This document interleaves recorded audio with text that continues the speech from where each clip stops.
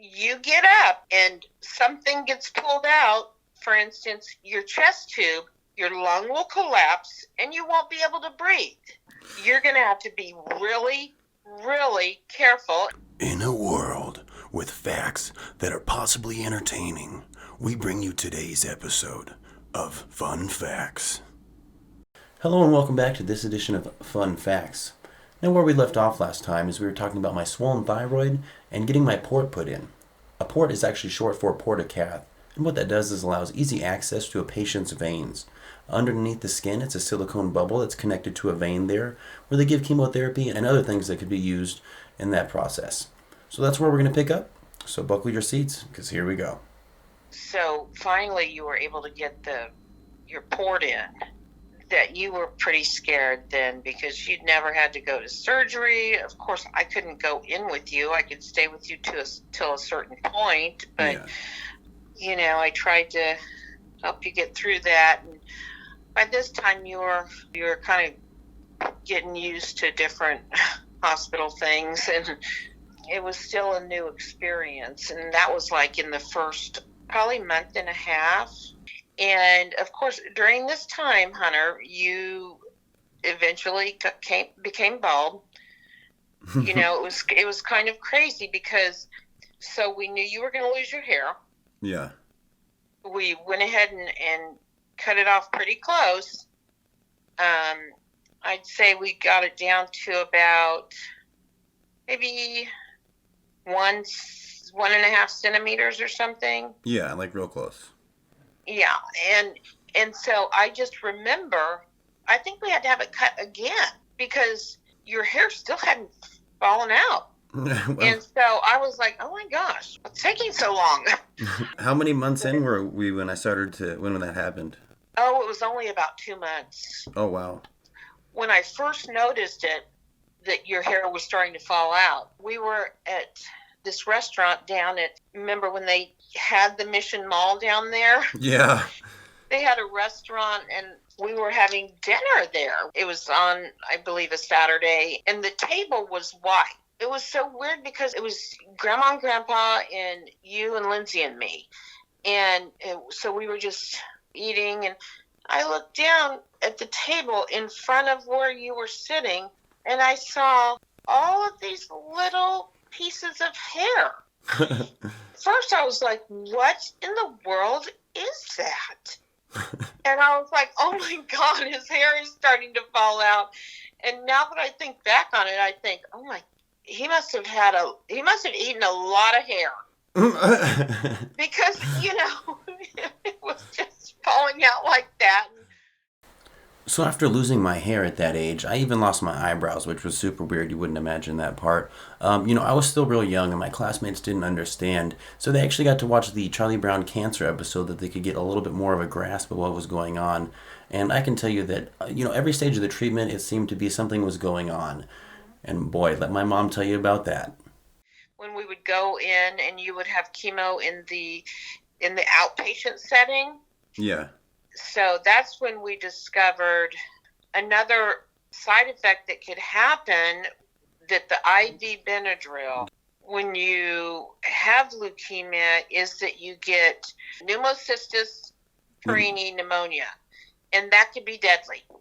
Yeah. For an immunocompromised person. So you had to be treated for that, and the treatment that they gave you for that could make you feel bad, and so they would give you Tylenol and Benadryl.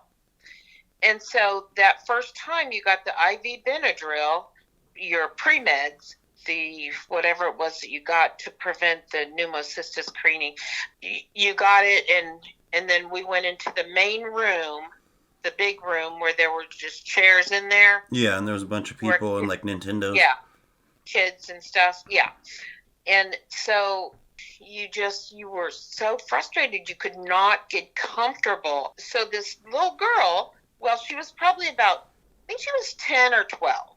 And she was like, oh, did he get IV Benadryl? And I was like, yeah. And she goes, he has restless leg syndrome. I was like, oh my gosh, thank you so much. And so from then on, we told them you can only have Benadryl by mouth. Yeah. And for whatever reason, you were able to be fine with Benadryl PO by mouth. Yeah. And then of course the Tylenol that went along with it. So to be a little bit more in-depth about restless leg syndrome, is I would just be sitting there in the chair and my legs would start automatically flexing themselves and it would be very uncomfortable. But it seems like every new treatment we went through brought a new challenge, and boy, we didn't stop fighting. So adriamycin was one of the drugs that you got, adriamycin and Cytoxin. And the adriamycin can affect your heart. And so they had done an echo to check your ejection fraction before you got started on that. And then they rechecked it like after a couple of rounds, and they noticed that you had left ventricular hypertrophy.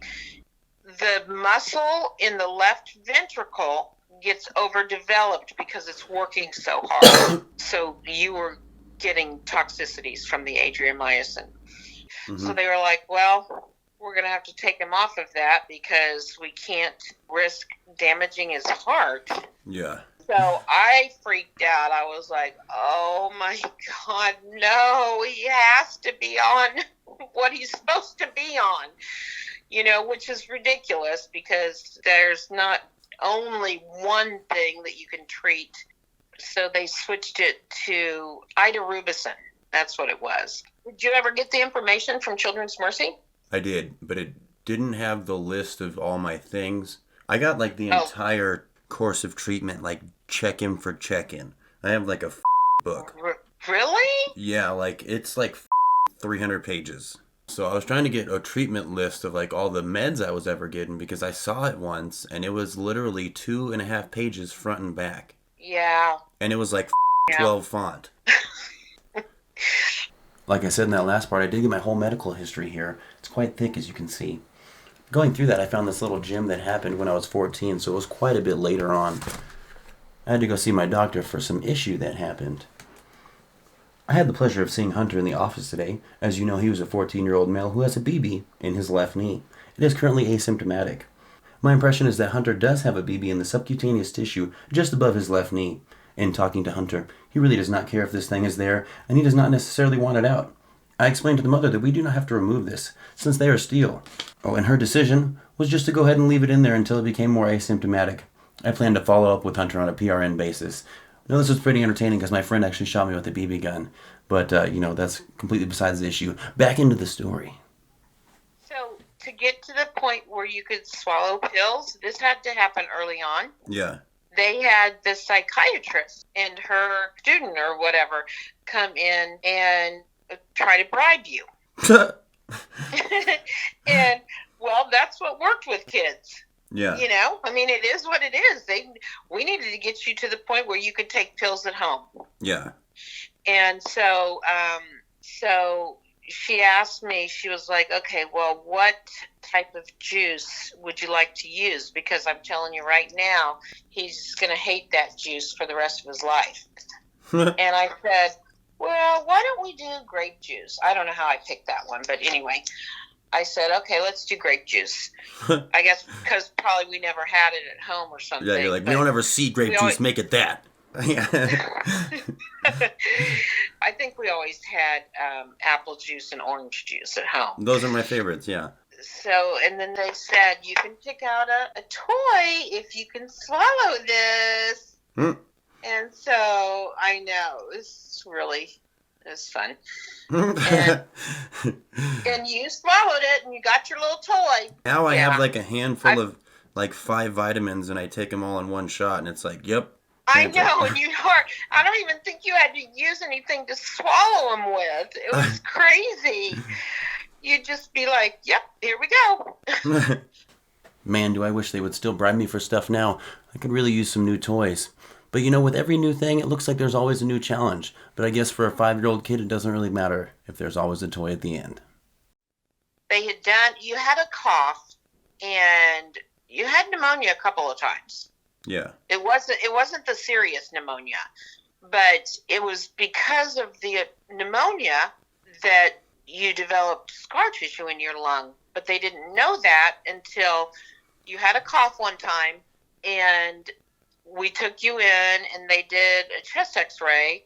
There was something showed in your lung, and they were like, okay, well, we don't think this is cancer, because that's not really how leukemia shows up. But they said it might be a type of pneumonia that he has to be treated with amphotericin B.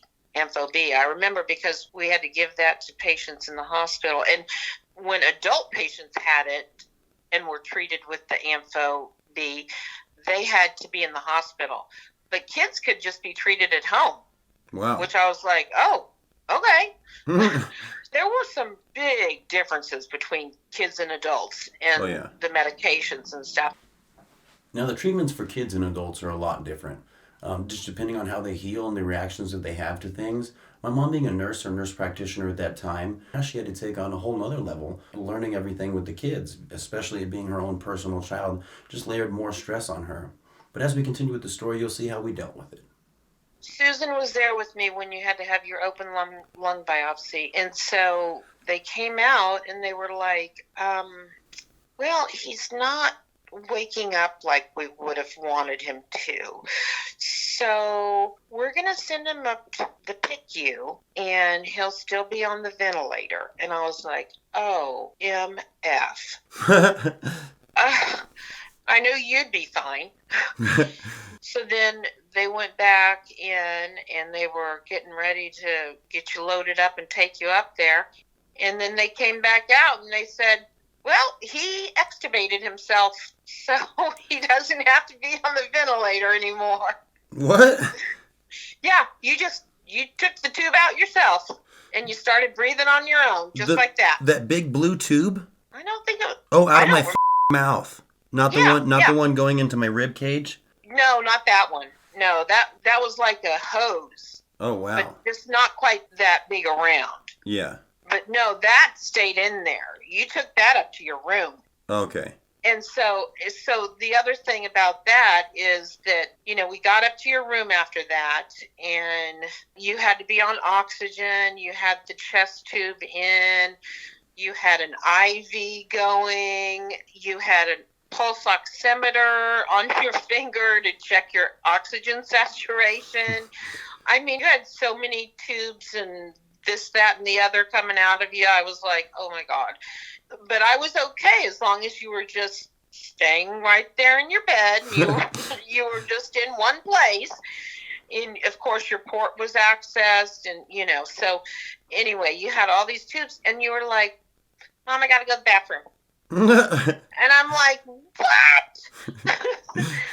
I was like, okay, that's fine.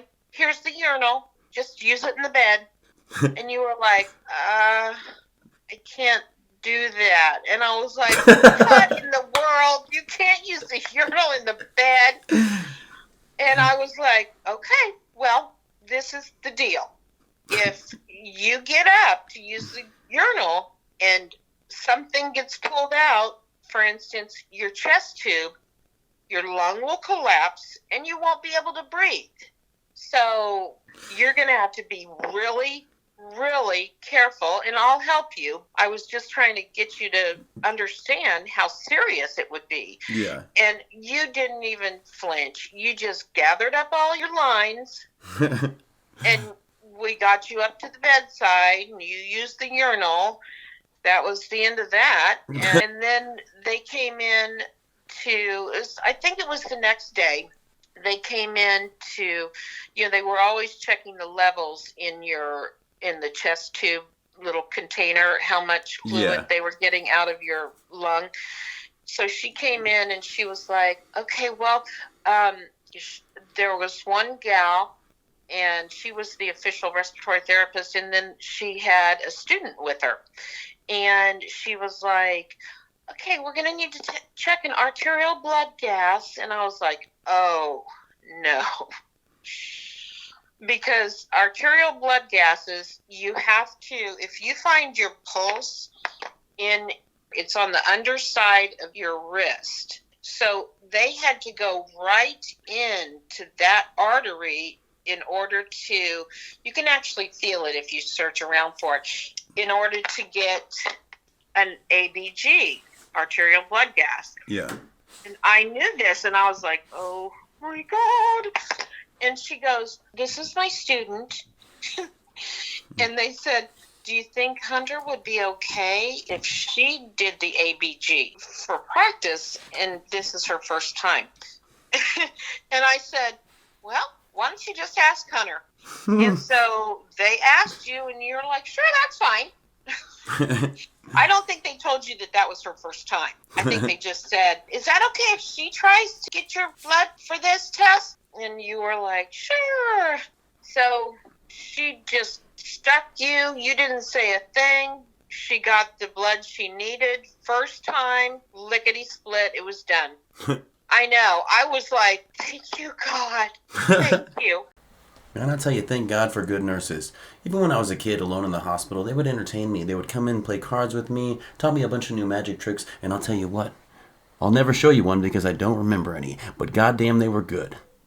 During this time, my parents tried to treat me as normal as possible, so I got into sports and did all those good things.